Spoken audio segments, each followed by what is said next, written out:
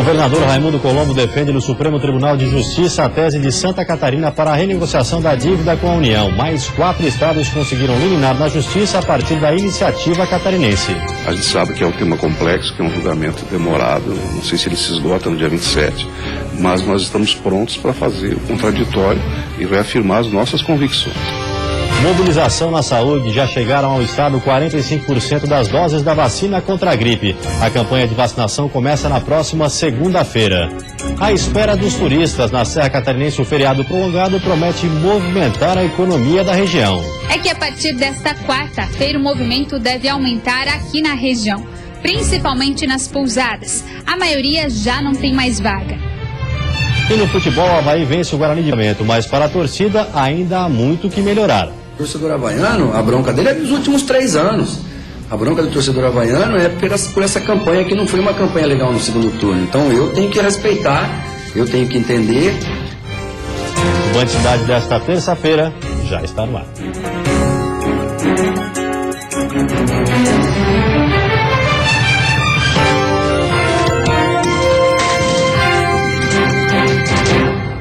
Olá, boa noite. 45% das doses da vacina contra a gripe já chegaram a Santa Catarina. A campanha de vacinação começa na próxima segunda-feira em todas as unidades de saúde. O vírus influenza começou a circular mais cedo este ano no estado. Os primeiros casos apareceram no mês de março. Em outros anos, isso acontecia mais tarde, no final de abril. Por conta disso, a campanha de vacinação contra a gripe foi antecipada. A partir do dia 25 deste mês até o dia 20 de maio, as unidades de saúde estarão aplicando as doses no público-alvo da campanha. Crianças até 5 anos, adultos maiores de 60, gestantes, puérperas, ou seja, mãe no período pós-parto, trabalhadores da saúde, povos indígenas e portadores de doenças crônicas. Porque esse grupo tem baixa imunidade. E já ficou caracterizado que esse é o grupo que tem que ser imunizado. Tem que ser vacinado. No total, o estado receberá aproximadamente 1.800.000 doses, quantidade suficiente para imunizar todo o grupo de risco. A meta estabelecida pelo Ministério da Saúde é 80% desse público-alvo, mas Santa Catarina, historicamente, tem ficado acima da meta. Em 2015, o subtipo do vírus influenza A, H3N2, foi o que mais circulou em Santa Catarina. Já neste ano, o H1N1 vem sendo até o momento o subtipo mais comum.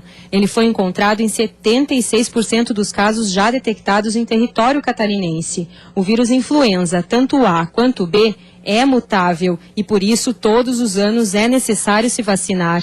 A dose garante cerca de 70% de imunização contra a gripe, mas há também outras maneiras de se proteger.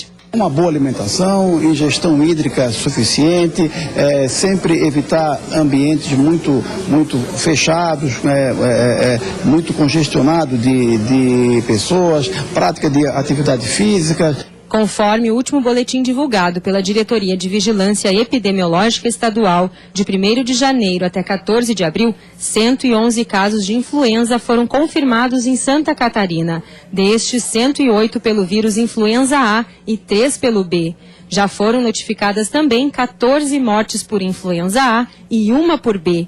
As regiões de Blumenau, Grande Florianópolis, Itajaí e Joinville concentram o maior número de casos confirmados da doença.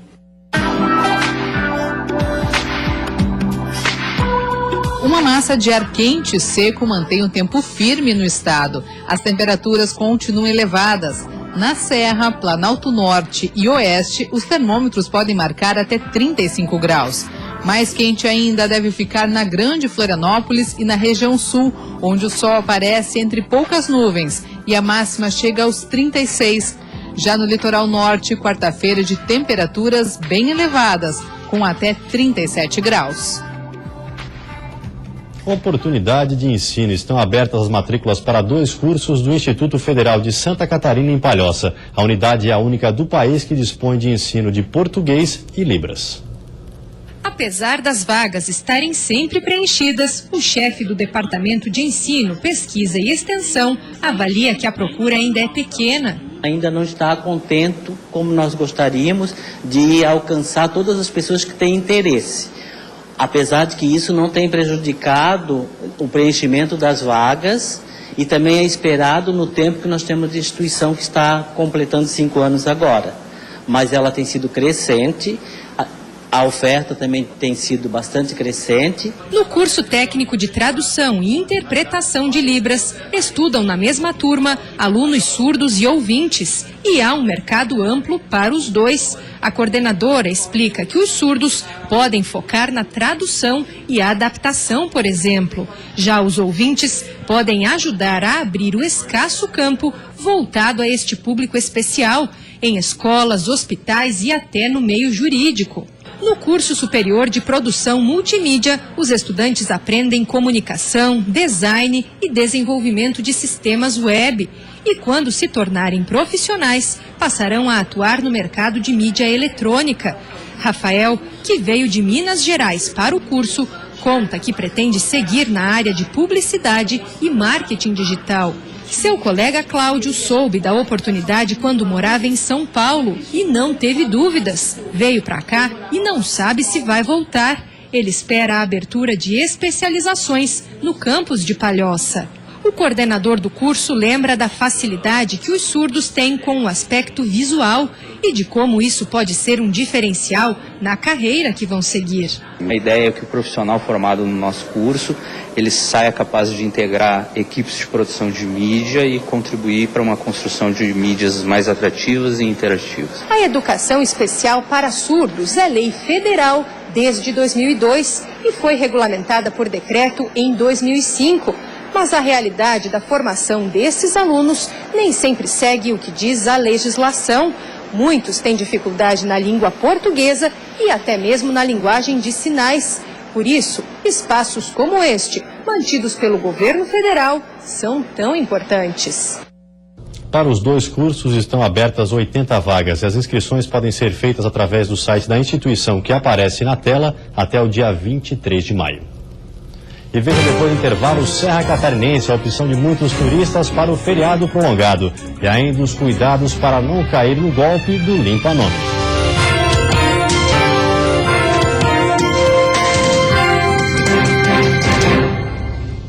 Na Serra Catarinense, o feriado prolongado promete movimentar a economia da região. Por enquanto, o clima nas pousadas é tranquilo, mas isso é por pouco tempo. Amanhã, a previsão é que esse cenário mude, já que muitos turistas começam a chegar ao Planalto Serrano. É que a partir desta quarta-feira o movimento deve aumentar aqui na região, principalmente nas pousadas. A maioria já não tem mais vaga. Quem não se programou e quer vir passar o feriado na Serra terá que pesquisar para ver se encontra alguma pousada com leito disponível.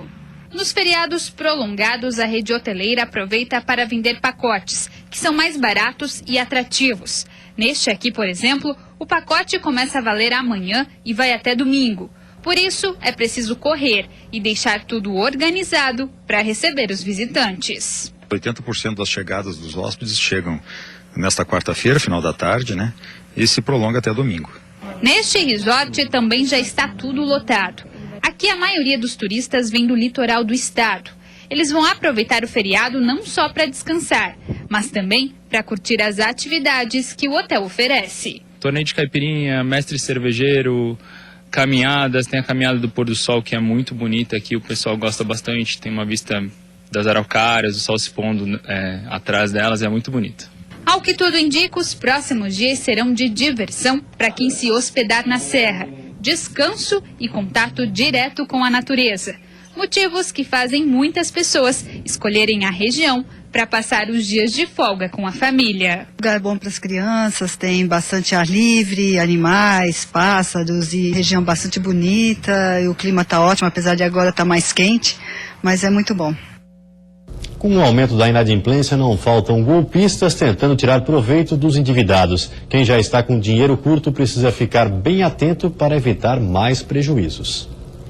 As ofertas estão por toda parte, nos panfletos, e-mails, pelas redes sociais. Empresas de consultoria prometem pesquisar as dívidas de quem está com o nome sujo, negociar e até diminuir os juros. A proposta interessou a André. A quantia não é tão absurda e gera comodidade. Às vezes um pouquinho a mais que você paga, você economiza em tempo. 60 milhões de brasileiros estão inadimplentes. Isso significa 41% da população acima de 18 anos. No rastro dos brasileiros endividados, aparecem as empresas que oferecem os serviços para resolver a questão de maneira fácil e rápida. Isso atrai os clientes que, preocupados em limpar o nome, nem sempre percebem que podem estar diante de um golpe.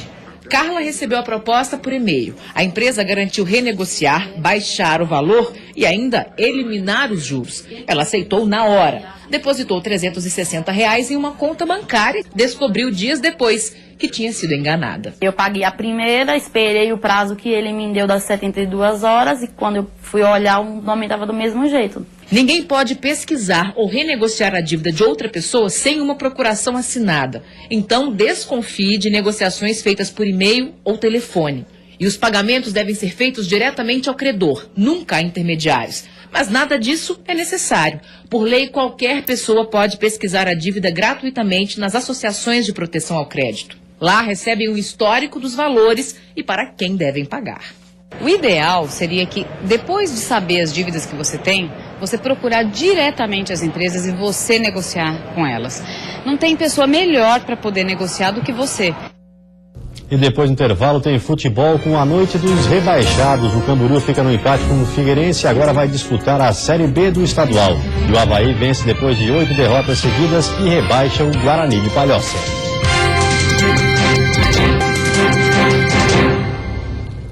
Futebol, a noite dos rebaixados. Pela 8ª rodada do retorno, o Figueirense empatou com o Camboriú, que agora vai disputar a Série B do Catarinense.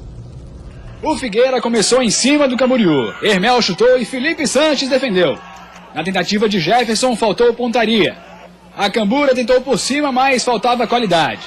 Até que no segundo tempo, Dodô bateu de longe e o goleirão nem foi na bola. 1-0 Figueira. Aí, depois que o He-Man foi expulso, Jean Carlos aproveitou a sobra, levantou e emendou essa bicicleta. Golaço para empatar. Fim de jogo, Camboriú 1, Figueira também 1. Outro rebaixado foi o Guarani de Palhoça, que perdeu para o Avaí no estádio da Ressacada. Foi a primeira vitória do Leão, depois de 8 derrotas seguidas. Mais uma vez, a pressão já começou antes do jogo, com os protestos da torcida. Na primeira partida de Silas na Ressacada, um peso enorme nos ombros. Fazer um time com 3 desfalques, vencer para se afastar de vez do rebaixamento. E o Bugre jogava a vida contra o Leão.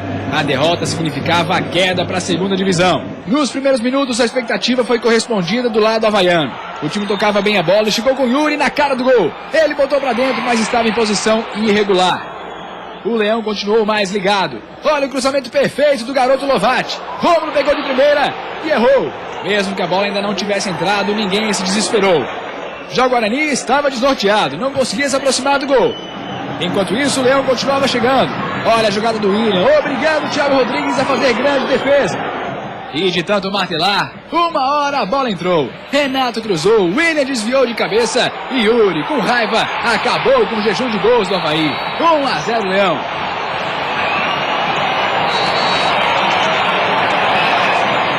O Bugre não via forma de reagir e o Avaí aproveitava. No cruzamento de Diego Jardel, André Santos cabeceou e Thiago Rodrigues se esforçou para pegar.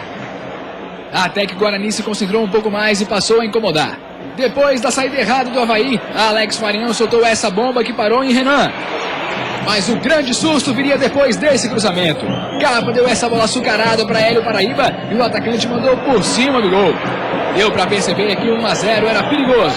E no segundo tempo, o Guarani se aproveitou do nervosismo havaiano. Mandou bola na área com Alex Marinhão e João Felipe tirou. Outra vez o camisa 10 cruzou e agora teve impedimento no lance. O Leão só voltou a se mexer lá pelos 15 minutos, quando Lucas Fernandes botou essa bola por cima.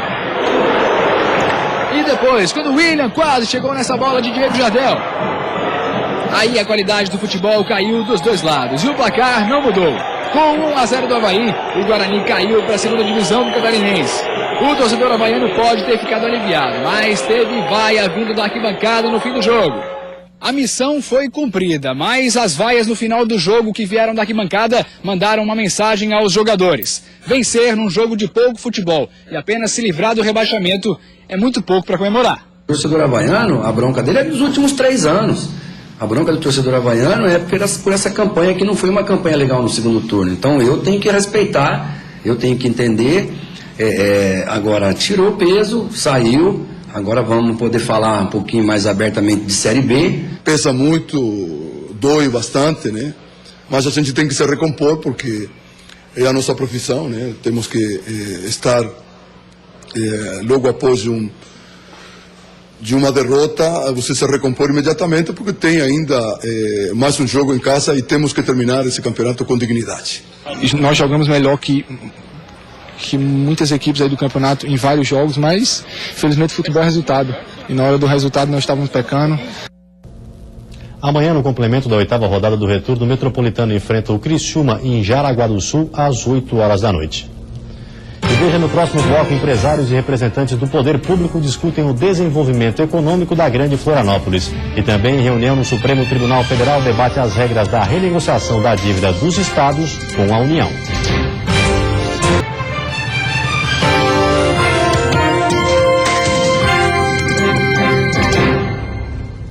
A crise econômica afetou o orçamento de 9 em cada 10 brasileiros e forçou mudanças nos hábitos de consumo. Substituir produtos mais caros foi uma das consequências. Dona Cândida, de 80 anos, olha o preço, examina a fruta, pensa e não coloca no carrinho. Nosso salário para quem é aposentado é pouco, nos preços que estão as coisas. Em 12 meses, os preços de serviços, produtos e alimentos subiram quase 9,5%. Para não perder os clientes, o jeito é anunciar descontos e promoções. Mesmo assim, está difícil gastar além do necessário. Não dá para comprar muita coisa não. Com o bolso cada vez mais apertado, o brasileiro teve que ajustar o orçamento de casa. De acordo com a Associação Comercial de São Paulo, para enfrentar a crise, 64% dos consumidores economizam no uso de produtos, 54% trocam marcas mais caras por mais baratas e 44% simplesmente compram em menor quantidade. Alguns nós deixamos, né? Alguns é mais caro, outros está em promoção, aí nós vai mais nas promoções. Principalmente as carnes, né? Que tem que comprar bem menos agora mesmo, não tem jeito, está muito caro. Sabão em pó eu quase não compro, eu compro mais sabão em pedra, que é mais barato, né? A situação fica muito mais grave, porque além da queda de renda ser geral, você tem um grande número de famílias que tem uma ou mais pessoas desempregadas. Isso abala muito a renda familiar. E obriga então que as reduções sejam muito mais drásticas, às vezes ficando quase que no limite da sobrevivência. Então muitas vezes o que sobra é o essencial e às vezes até abaixo do essencial. A gente ri para não ficar triste, porque se ficar triste entra em depressão e fica mais difícil. O remédio está muito caro. Tá certo. E uma reunião hoje no Supremo Tribunal Federal discutiu as regras da renegociação da dívida dos estados com a União.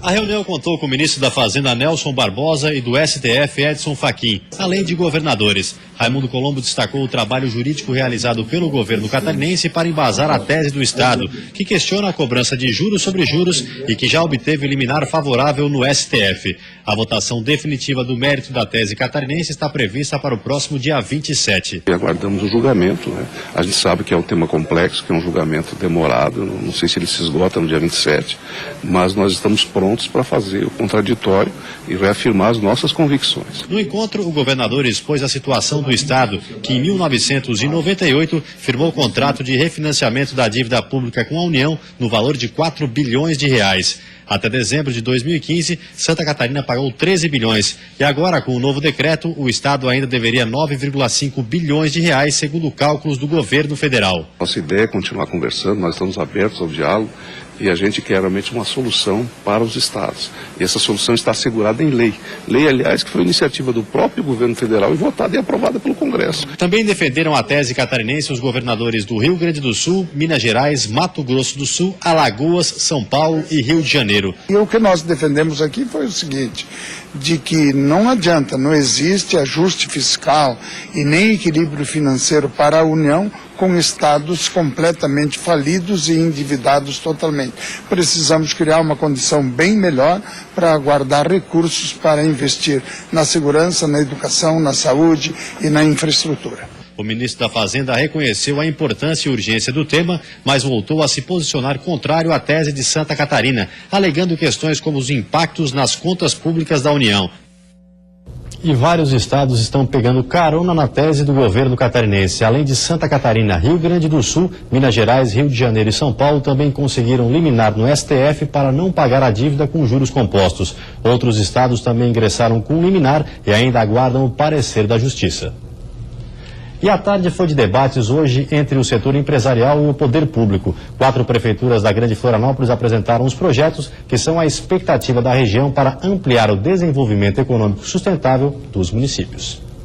Em Biguaçu, a aposta é a parceria com os governos federal e estadual para incrementar a arrecadação do município, levando em conta o projeto central de incentivo ao setor de logística. Aproveitar a sua posição geográfica de estar dos municípios da Grande Florianópolis mais ao norte, mais próximo de Itajaí, de Navegantes, e aproveitar isso para também com o advento do anel viário, poder fazer com que seja um município mais propício para que as empresas, principalmente de logística, se instalem em Biguaçu. Já na capital, o foco está em tecnologia e economia criativa, com a Rota da Inovação, principal projeto da Prefeitura para divulgar o perfil tecnológico em toda a cidade, do aeroporto ao norte da ilha. Essa crise, eu acho que ela tende a ser superada, né? E essas empresas são desafios para isso. Então a gente precisa dar condições para que elas venham para cá, se estabeleçam e vençam junto com a gente essa crise. Em Palhoça, a intenção é garantir que as riquezas produzidas na cidade fiquem no local e se transformem em qualidade de vida para os moradores. A ideia também é qualificar a mão de obra através do incentivo à inovação. Nosso objetivo realmente é, de alguma forma, compensar esse fato de a gente não ser a cidade polo da região.